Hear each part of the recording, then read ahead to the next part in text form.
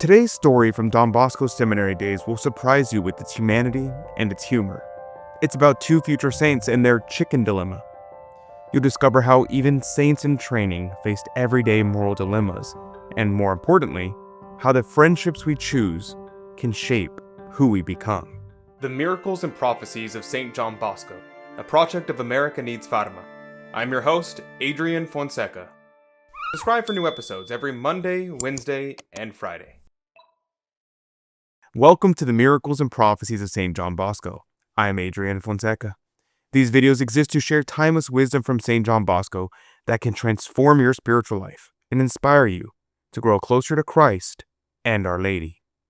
Before we dive in, I want to recognize some of our most recent monthly promoters of Saint John Bosco. So here's a special thank you to Teresa L., Casey B., Richard L., Trevor G., and Jeremy M. You may be mentioned in a future video by becoming a monthly promoter yourself. We can't do our work without your help, so thank you and all our monthly promoters. Today's story is about the friends who shape us and the everyday choices that reveal our character. Even something as simple as preparing lunch can become a lesson in virtue. Here's what I want you to think about as we explore this story. Who in your life challenges you to be better? The friends we choose don't just share our time, they shape our souls. Don Bosco's seminary friendship shows us exactly what this looks like. Imagine a stone seminary nestled in the rolling hills of Chieri, Italy. A young cleric named John Bosco walks through its gates. It's 1837, and he's beginning his first year of theology. But Don Bosco doesn't walk alone. By his side is a friend who would leave a lasting impact on his life, Luigi Comollo. Don Bosco would later write, "As long as God kept this incomparable companion alive, I was always in a cherished relationship with him. I loved him for his rare virtues. When I was with him, I strove to imitate him." And Comollo? He loved Don Bosco in return for his loyalty, integrity, and assistance with preparing sermons.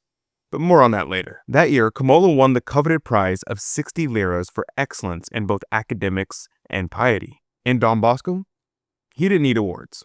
He was going through a formation that would lead to something more profound. Fellow seminarian Giacomo Bosco, yes, a relative, shared his own memories. Every Sunday, unfailingly, he approached Holy Communion. His humility was great.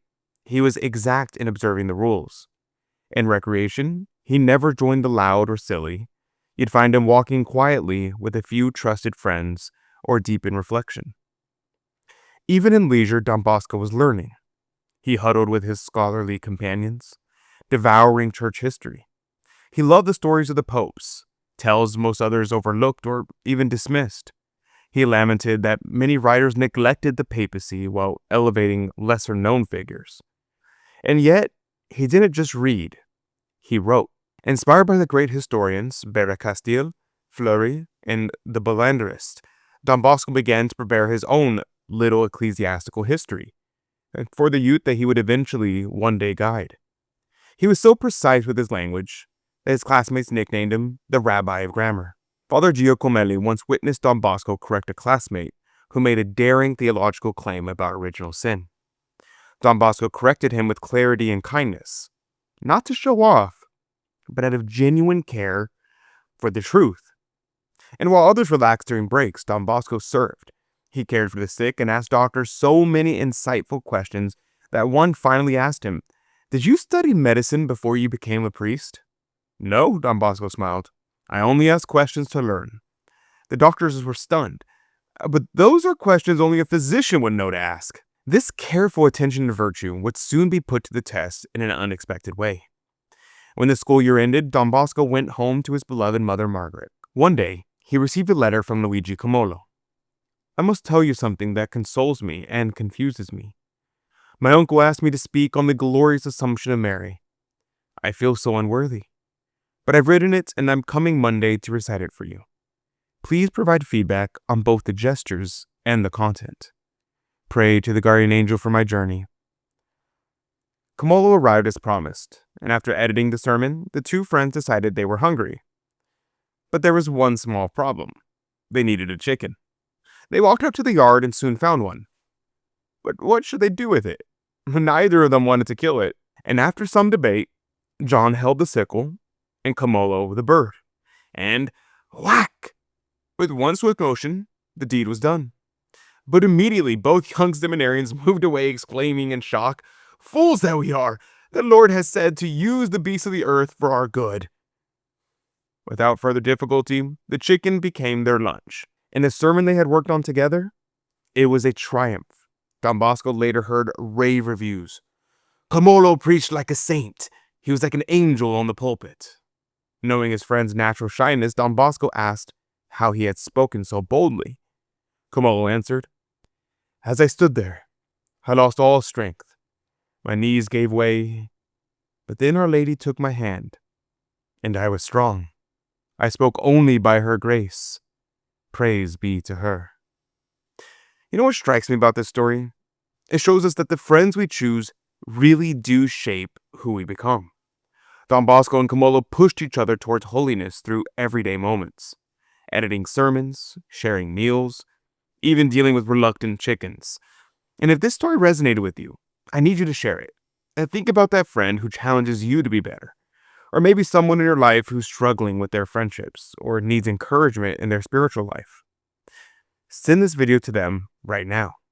Hit the share button and help us spread Don Bosco's wisdom to people who desperately need to hear it. This story teaches us that saints aren't born. They're formed through friendships and everyday choices. Their bond shows us that people we surround ourselves with either lift us up or drag us down. Don Bosco chose a friend who made him want to be holy. These stories of Don Bosco and Luigi reminds us that saints don't drop from the sky. They grow by choosing self-sacrifice, obedience, humility, and charity again and again and again. And so I'll leave you with this challenge. Look at your closest friendships.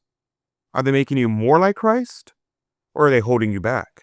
Don Bosco's example shows us that the friends that we choose can literally change our eternal destiny.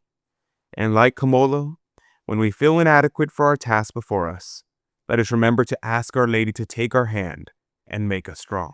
So let us ask the Most Holy Virgin Mary, "Most Holy Virgin, take my hand, make me strong. Let me speak thy truth. Let me be like Don Bosco." Speaking of Don Bosco's seminary days, you absolutely need to watch my video about what his classmates really said about him. Click the link on your screen to watch Don Bosco's classmates reveal what he was really like in seminary. Thank you for joining me today. Saint John Bosco, pray for us. May God bless you and Mary Immaculate keep you under her mantle. God love you.